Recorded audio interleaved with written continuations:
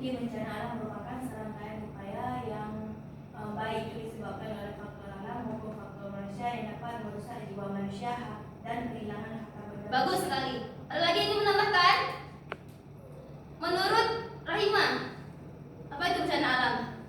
Bencana alam itu faktor yang disebabkan oleh pemanasan global yang mengakibatkan kerusakan di permukaan bumi, baik itu kerusakan fisik maupun non fisik. Ya, bagus sekali jawaban teman-teman kalian ya. Jadi melengkapi sekarang, jadi bencana alam itu adalah serangkaian peristiwa yang mengganggu aktivitas masyarakat, baik disebabkan oleh faktor alam maupun faktor non alam yang dapat menimbulkan kerusakan harta benda, kerugian korban jiwa, serta dampak psikologis. Sekarang menurut Rahmawati, bagaimana yang dimaksudkan dengan kerugian harta benda dari bencana alam? Misalnya kehilangan rumah. Ya, apalagi?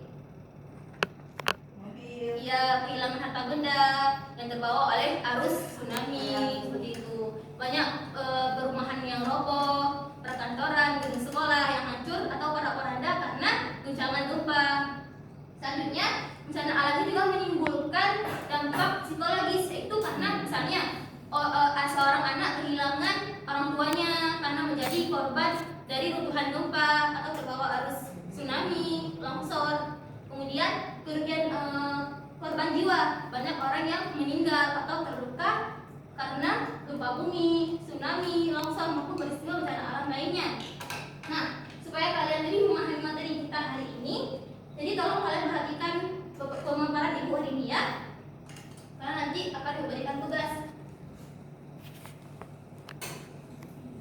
Nah, ini dia pengertian bencana alam seperti yang kita sebutkan tadi. Bencana alam adalah serangkaian peristiwa yang mengganggu aktivitas masyarakat, baik disebabkan oleh faktor alam, non alam maupun faktor manusia, sehingga menimbulkan korban jiwa, harta benda dan dampak psikologis. Nah, ini dia aspek bencana alam seperti yang kita disebutkan tadi. Aspek bencana alam diantaranya ada tsunami, longsor, gempa bumi, angin puting beliung, dan banjir. Nah, klasifikasi bencana alam berdasarkan penyebabnya. Jadi, bencana alam ini berdasarkan penyebabnya dibedakan menjadi 3 jenis. Yang pertama, bencana alam biologis yang disebabkan oleh gaya endogen. Siapa tahu apa itu gaya endogen? Saya, Bu. Silakan. Gaya endogen itu adalah gaya yang berasal dari dalam bumi. Bagus sekali. Jadi gaya endogen gaya yang berasal dari dalam bumi. Selanjutnya, yang kedua, bencana alam klimatologi yang disebabkan oleh faktor angin dan hujan. Yang ketiga, bencana alam ekstraterestrial yang terjadi di luar angkasa. Contohnya hantaman meteor. Nah, ini dia contoh bencana alam biologis. Ini yang pertama gambar apa, Husnul Fatimah? Ini. Karena peristiwa Tsunami, Bu. ya tsunami dan Gempa. Jadi contoh yang pertama untuk bencana alam biologis yaitu peristiwa gempa bumi. Ini yang kedua tsunami ya. Jadi contoh yang kedua untuk bencana alam biologis adalah gelombang tsunami. Nah, yang ketiga ini apa ini? Gunung meletus. Iya, erupsinya Gunung Merapi. Nah, ini untuk contoh-contoh bencana alam klimatologi. Ini gambar apa kira-kira? Rumah terbendung, mobil terbawa, pohonnya juga ikut rambut. Banjir. Iya, ini contoh yang pertama untuk bencana alam klimatologi adalah peristiwa banjir. Nah, yang kedua, pusaran angin apa ini namanya? Puting beliung. Ya, sebentar kalian. Jadi ini peristiwa puting beliung sebagai contoh bencana alam klimatologi. Nah, contoh yang ketiga, kebakaran lahan. Nah, jadi kebakaran lahan yang dimaksudkan di sini bukan yang diakibatkan oleh manusia, karena ini dikatakan sebagai bencana alam klimatologi. Jadi kebakaran ini disebabkan oleh cuaca yang terlalu panas. Nah, terjadi kebakaran lahan dan hutan. Kemudian yang terakhir contohnya ini adalah kekeringan. Ya, kekeringan. Karena curah hujan yang kita terima tidak sebanding dengan panas yang kita terima. Jadi terjadilah kekeringan. Selanjutnya, dampak dari bencana alam. Ini seperti yang kita sebutkan tadi. Siapa yang bisa mengulang bagaimana dimaksud dengan korban jiwa setelah bencana alam?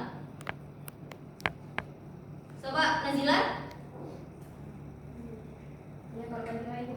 Ya, korban jiwa peristiwa yang terjadi akibat misalnya terjadi tsunami atau banjir. Banyak orang yang Banyak orang yang meninggal, meninggal. terluka. Kemudian untuk kerugian harta benda banyak Hilang kendaraan. dan lain. Ya, kemudian untuk psikologisnya sendiri itu banyak orang yang merasa trauma setelah terjadinya bencana maupun karena kehilangan harta benda dan keluarga. Selanjutnya,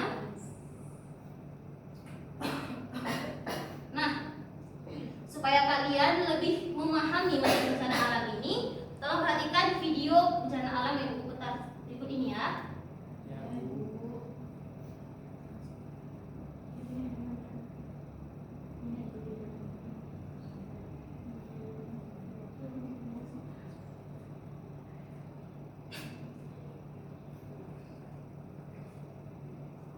Nah, posisi Indonesia berada di antara pertemuan 3 lempeng tektonik utama di dunia.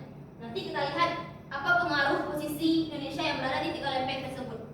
Jadi yang pertama, Indonesia merupakan daerah pertemuan 3 lempeng tektonik besar, yaitu Indo-Australia, Eurasia, dan lempeng Pasifik. Lempeng Indo-Australia bertabrakan dengan lempeng Eurasia di lepas pantai Sumatera, Jawa, dan Nusa Tenggara. Sedangkan dengan lempeng Pasifik berada di utara Papua dan Maluku Utara.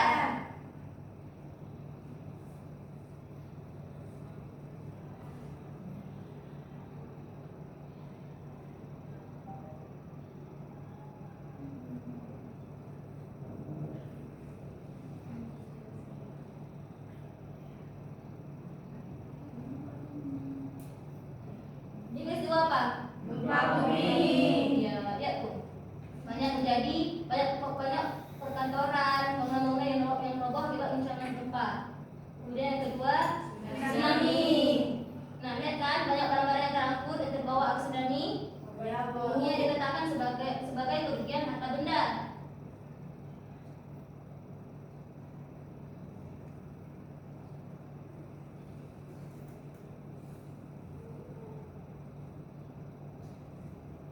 Nah, jadi gunung Merapi ini ada 2, ada yang aktif dan tidak aktif. Kalau gunung Merapi aktif, tanda-tandanya ia terdapat gumpalan asap atau awan di atasnya. Sedangkan yang tidak aktif, tidak ada tanda-tanda seperti awan atau gumpalan asap di atasnya.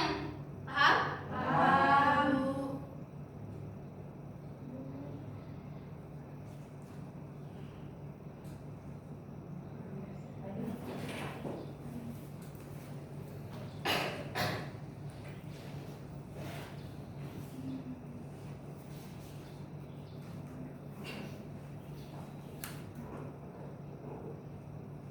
Nah, ini bencana gerakan tanah.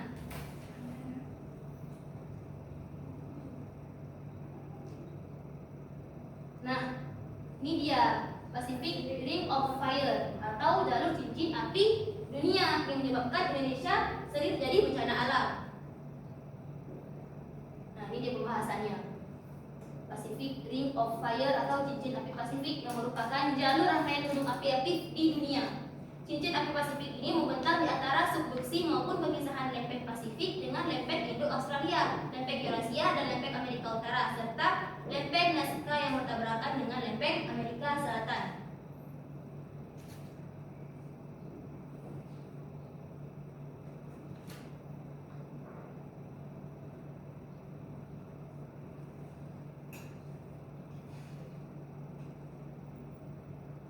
Ini dia Pacific Ring of Fire atau cincin api Pasifik. Nah, kita kembali ke slide ya. Kira-kira setelah melihat pemaparan ibu tadi, apakah kalian sudah paham?